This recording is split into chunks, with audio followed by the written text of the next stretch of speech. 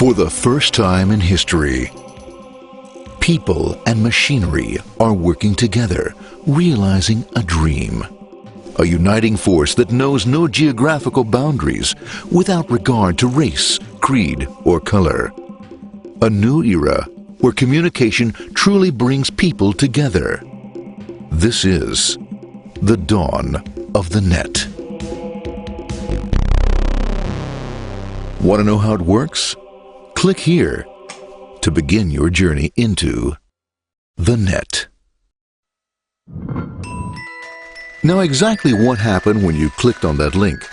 You started a flow of information. This information travels down into your own personal mailroom, where Mr. IP packages it, labels it, and sends it on its way. Each packet is limited in its size. The mailroom must decide how to divide the information and how to package it. Now, the package needs a label containing important information, such as sender's address, receiver's address, and the type of packet it is.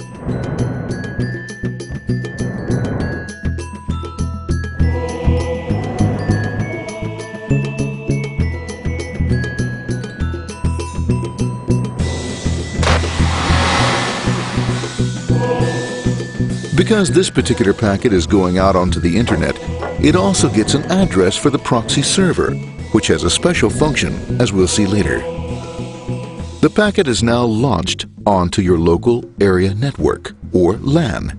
This network is used to connect all the local computers, routers, printers, etc. for information exchange within the physical walls of the building.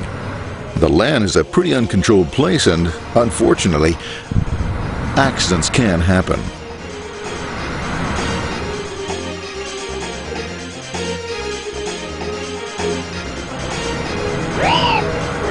The highway of the LAN is packed with all types of information.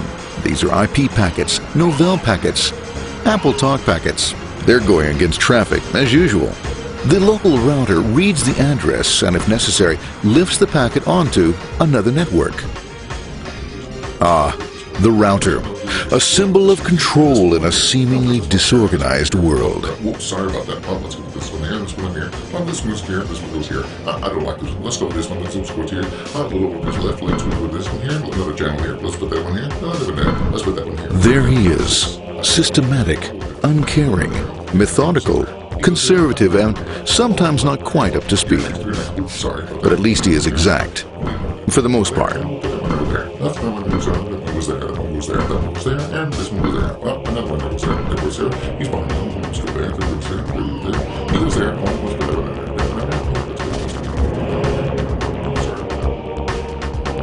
there. As the packets leave the router, they make their way into the corporate intranet and head for the router switch.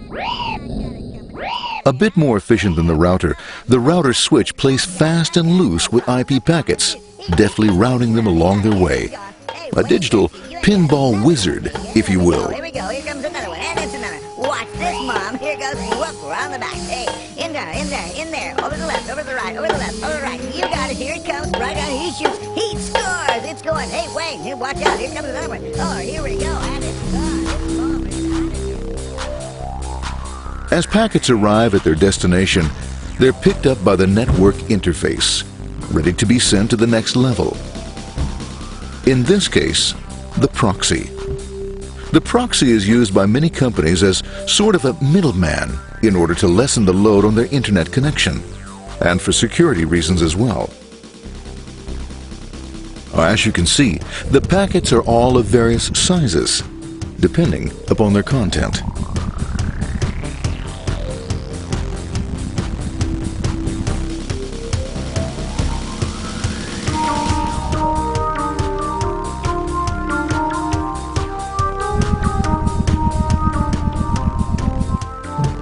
The proxy opens the packet and looks for the web address, or URL. Depending upon whether the address is acceptable, the packet is sent on to the internet.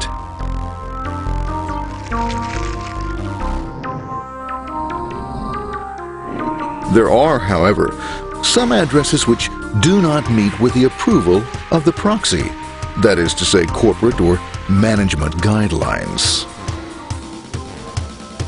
these are summarily dealt with. We'll have none of that. For those who make it, it's on the road again.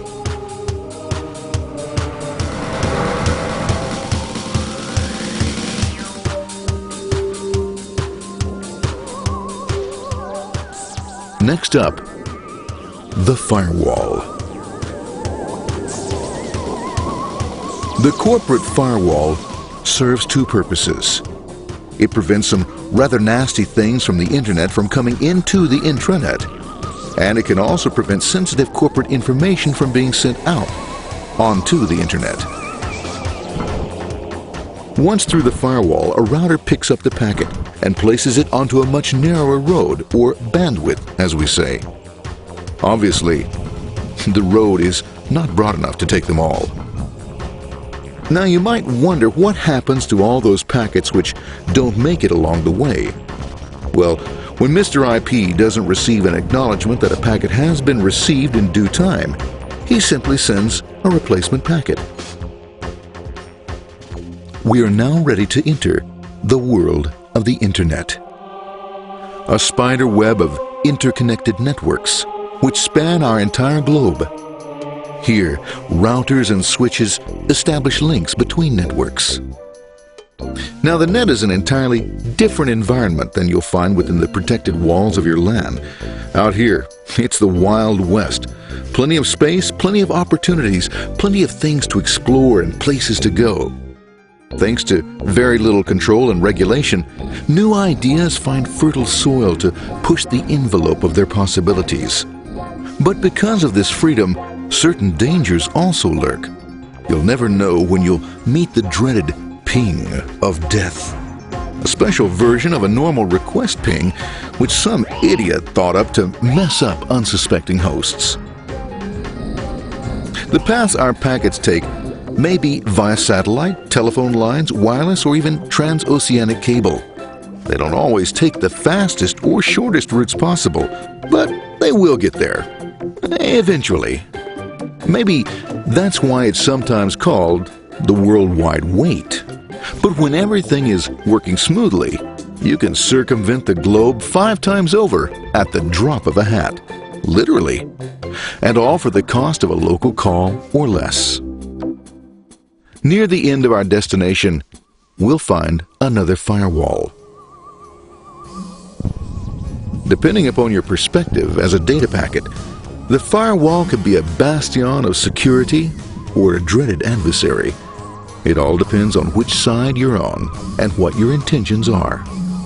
The firewall is designed to let in only those packets that meet its criteria.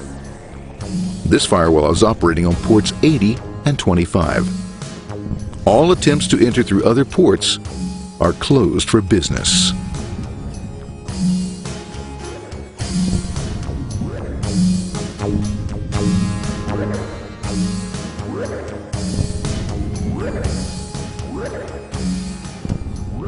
Port 25 is used for mail packets, while Port 80 is the entrance for packets from the Internet to the web server. Inside the firewall, packets are screened more thoroughly. Some packets make it easily through customs, while others look just a bit dubious.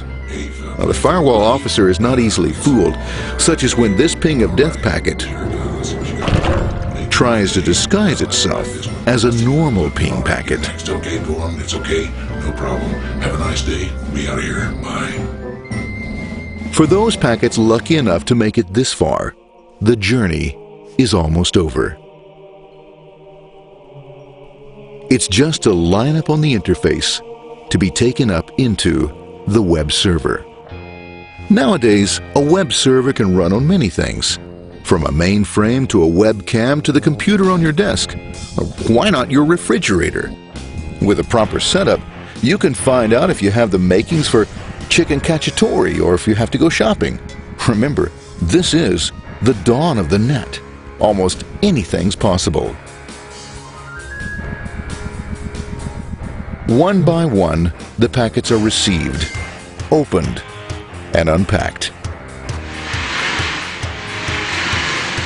The information they contain, that is, your request for information, is sent on to the web server application.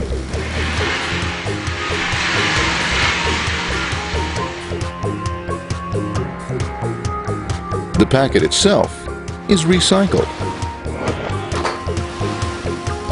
ready to be used again, and filled with your requested information.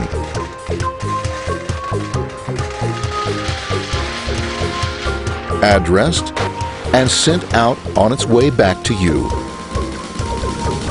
Back past the firewall, routers, and on through to the Internet. Back through your corporate firewall.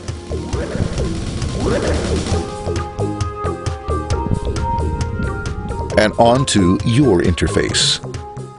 Ready to supply your web browser with the information you requested. That is, this film.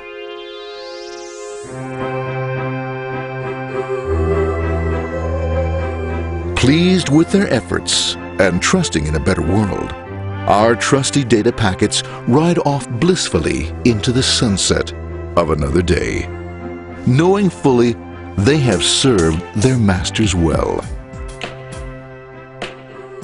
Now, isn't that a happy ending?